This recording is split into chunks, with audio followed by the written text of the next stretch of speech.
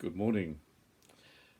It was great to see a few of you on Tuesday evening discussing Mark for Everyone by Tom Wright as the start of our Lent group getting together.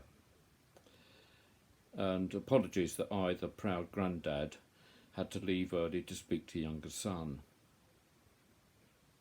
But I even managed to join and leave the Zoom meeting without embarrassing myself too much about my lack of technological ability.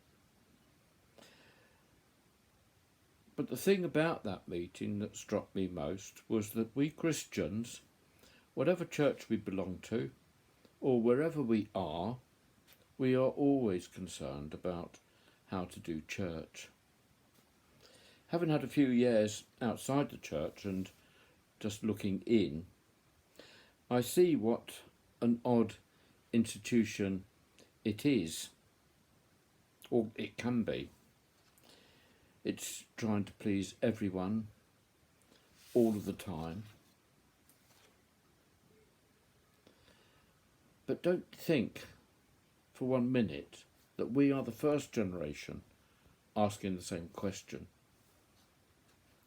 I have a little Victorian sampler text in a little oak frame which simply asks that age-old question. What would Jesus do? And that is a very good place to start in the quest of spreading good news. The notion that others have to belong to the church is a notion I have always questioned.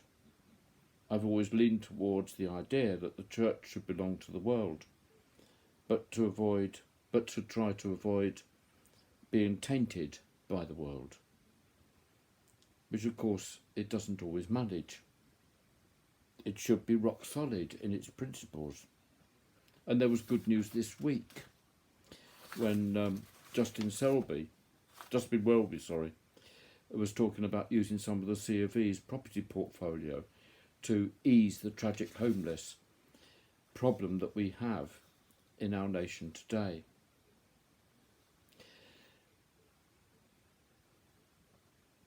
So I do have a very strong Christian faith, but I don't really believe in the institution. But I do recognise that without the institution, which needs money to run, we do not have a framework for folk to work within, belong to, be initiated into, and to grow and learn about their faith. But this lasts nearly 6 years outside of the church, simply praying and learning, has been a time for me of growth in and love for the Christian faith. And that faith is deeper now than it has ever been in nearly 70 years, despite the church. Money and buildings are a real problem and a necessary evil for the institution.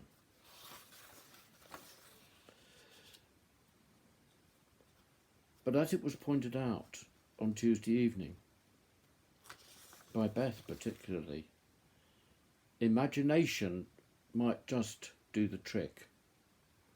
Privatising the buildings or putting them into government hands for community use and only using the space within them that we really need might be a good answer. We're going to see, with everybody working from home, how there will be much less demand for office space in the future. Maybe the church should be going somewhere along a parallel route.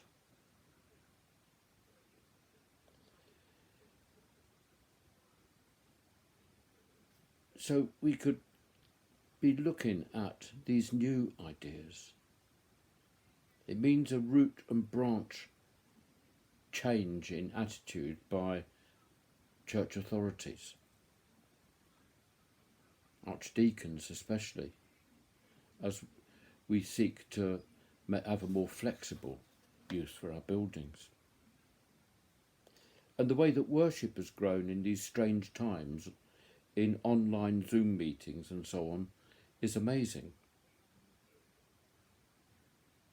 and does not prevent us physically meeting together once we are allowed to do so. It is just that our meeting sizes will be limited to the spaces available, except in the summer months when outside gatherings will be possible. Post-pandemic, I have a lot of hope for the Christian faith. It is going to be different, and the last thing we can do is ensure that we prayerfully encourage all those who have dared to come and dip their toes into worshipping online or looking at videos of people talking about their faith. These new explorers, not necessarily belonging to the church now,